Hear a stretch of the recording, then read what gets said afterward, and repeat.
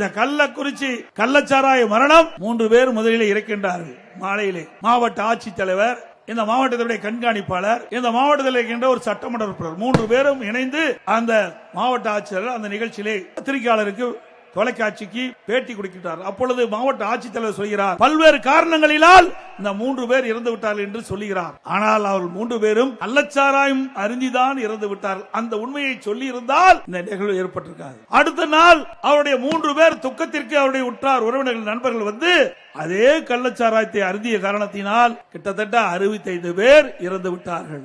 இதற்கு காரணம் இந்த மாவட்ட ஆட்சியாளர்களும் மாவட்ட காவல்துறை கண்காணிப்பாளர், இந்த மாவட்டத்தை சேர்ந்த ஒரு சட்டமன்ற உறுப்பினர். இவர் உண்மையே நடந்த சம்பவத்தை தெரிவிக்கப்பட்டிருந்தால் மக்கள் எச்சரிக்கையோடு இருந்திருப்பார்கள். ஆனால் இந்த ஆட்சிக்கு கெட்ட பெயர் வரக்கூடாது என்று மாவட்ட ஆட்சிகள் தவறான செய்தியை ஊடகத்தின் வாயிலாக பத்திரிகையின் வாயிலாக தெரிவித்ததின் விளைவு இன்றைக்கு 68 பேர் நாம் இழந்து நிற்கின்றோம்.